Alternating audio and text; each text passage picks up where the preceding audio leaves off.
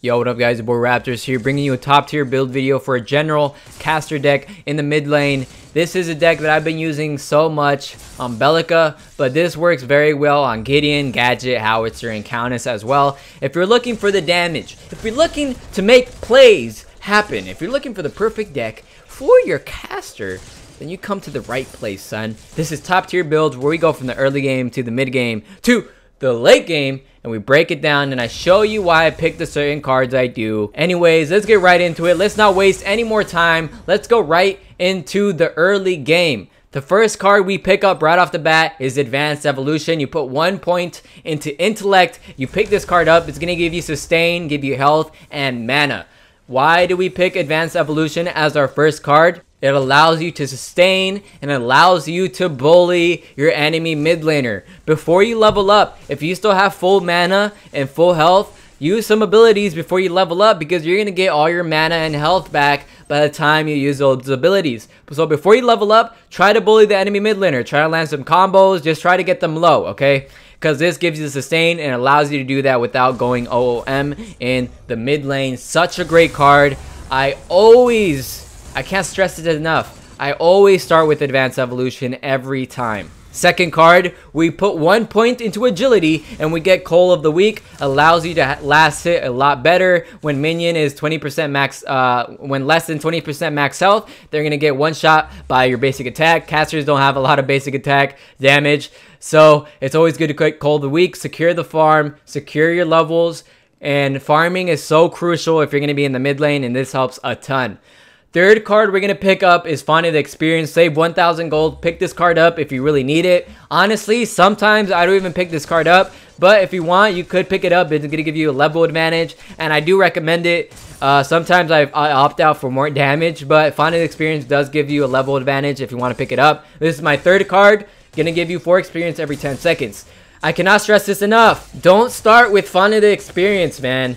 Don't do it. I know a lot of people have the habit of starting with Font of the Experience, and that's fine. Sometimes it works out for you, but 80% of the time, if you're going against a very good mid laner and they're running Advanced Evolution, they have Sustain, they're gonna bully you out your lane, and by the time you know it, you're gonna be bullied out your lane like once or twice, and you're gonna be missing out on farm, you're gonna be missing out on experience, and you have Font of Experience, which doesn't give you anything. It doesn't give you anything at all. It just gives you XP. It doesn't give you health, and doesn't give you mana, nothing. It gives you nothing but levels. And if you get bullied out your lane, you're going to hit level 5 at the same time the enemy mid laner is going to get hit level 5. And tell me, is it really worth it missing out on farm because you got bullied out your lane?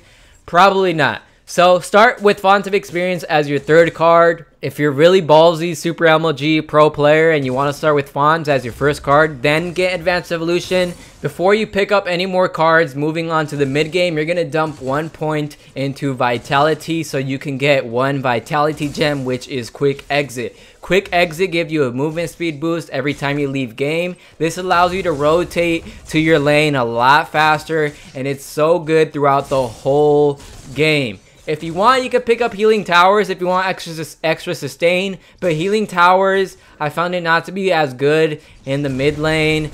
It falls off really hard late game. It's almost useless late game, but Quick Exit is so much better in my opinion if you want to rotate a lot faster to fight or to other lanes. Last card in the early game is Rejuvenator. It's a consumable. You get health and mana back. It's kind of like Advanced Evolution, but it's a consumable. It's 300 gold. You get 2 charges on it. Sometimes if I have like a little bit points left over, like in the first 5 minutes, I'll pick one up to just get extra sustain to bully out my enemy mid laner. But now on to the mid game. Invader Mage is the first card that I usually pick up in the mid game. It gives us 13 power and 10 ability armor penetration. Gives you a big power spike, gives you a lot of damage, so you can start hitting hard on your abilities. Second card I usually pick up is Mana Flow Acolyte. 3 points into Intellect, you get 9 power. I'm gonna give you max mana and power based off how many Intellect points you have purchased. So it gives us, again, more power that we start building up in the mid game. Third card we pick up is Astral Leap. This is such a great card. I keep this card all game. I'm not even gonna lie to you. I pick this card up all game. Allows you to teleport forward 1,500 units. Why is it so good? It gives you mobility, allows you to rotate, allows you to escape, it allows you to secure kills, it allows you to close the gap. And a lot of casters don't have mobility, so Astral Leap is such a great card. And I just found this card to be so helpful. I like having it more than extra power. It's just so damn good, especially good like on Gideon, Bellica. It's insanely powerful card. So that's usually the mid game cards. On to the late game. In the late game we have Thaumaturge. It's gonna give us gain power equal to 1% max mana. Gives you power and mana. You can use this card, pick it up when you get more points if you're looking for extra power. But the card I usually like rolling with is Atomic Soldier. Atomic Soldier gives us ability damage is increased by 10%. Because there's more power and more mana. Such a great card. Just another power spike that we really need as a caster. And our other card is Sleeper Agent. Sleeper Agent is such a damn great card. Gives us the active of Gag Order. You silence a target enemy for 3 seconds. The target takes 15% increased damage. You can negate Gideon ultimates, Aurora ultimates, very crucial abilities, a Countess ultimate. Any ultimate, you can cancel it out with Sleeper Agent for the most part. And it's so good. It gives you utility for yourself and for your team. Such a great card to have in the late game. Our other card is Shadow Dancer. This card, I usually use it on a Countess. Again, it's a general caster deck, and I think Countess really needs Shadow Dancer. But Countess can also roll with Astral Leap as well to engage onto someone. Shadow Dancer is nice though because you get that stealth ability, which is probably the most powerful ability in the game right now. It's having stealth.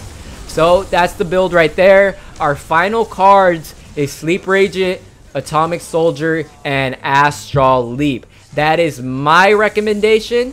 If you want extra power, you can pick up Thaumaturge, you can pick up Shadow Dancer, and those are usually the things you can swap out. But I pick up Astral Leap, Atomic Soldier, and Sleeper Agent. It gives me utility, but it also gives me a lot of power.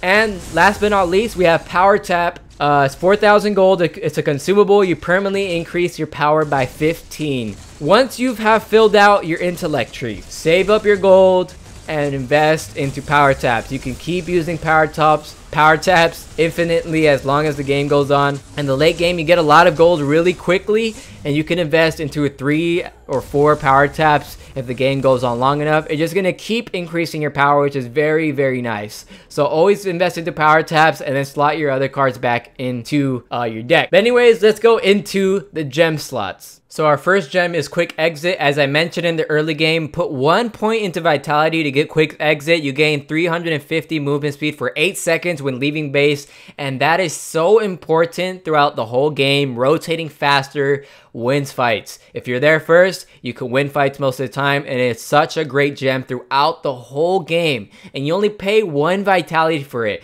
So worth it. Our other cards are into the intellect tree. Our first gem is Auto Shield. You gain 100 shield for 4 seconds when you fall below 25% max health. You get Deadly Mana. Killing an enemy minion increases max mana by 2. This is very good. Casters need mana. The more mana, the better. Our other gem is going to be Mana Fountain. Regen up to 10 mana per second based on the missing mana. It gives you extra sustain to stay in the fight longer. You get mana regen. Very, very important on any caster in the game. Spell Shield. Very crucial gem here. Block the next ability for 55 seconds, and it's on a cooldown for 55 seconds. Very good to mitigate crucial abilities, a stun or a Gideon Rock or anything, any form of ability damage is going to negate that completely. And the last gem is going to be Overpowered Spells. Abilities deal 20% bonus damage and cost an additional 30% mana. Just allows us to get a bigger power spike and allows us to hit harder with our abilities. So those are the gems right there. Those are the cards right there. The great part about this deck, again, you can use it on Gideon, Gadget, Howie, Countess, and Bellica. Those are my recommendations. But this can also work on other casters like maybe Morgesh or Shimby. I personally don't play those characters, so I don't know, but I'm pretty sure these are great foundational gems and great foundational cards that you can use on almost virtually any caster in the game. So anyways, guys, I hope you guys enjoyed the build. If you did, leave a like, subscribe if you haven't already, and I'll see you guys next time. It's your boy Raptors, and I'll see you guys on Paragon. Peace.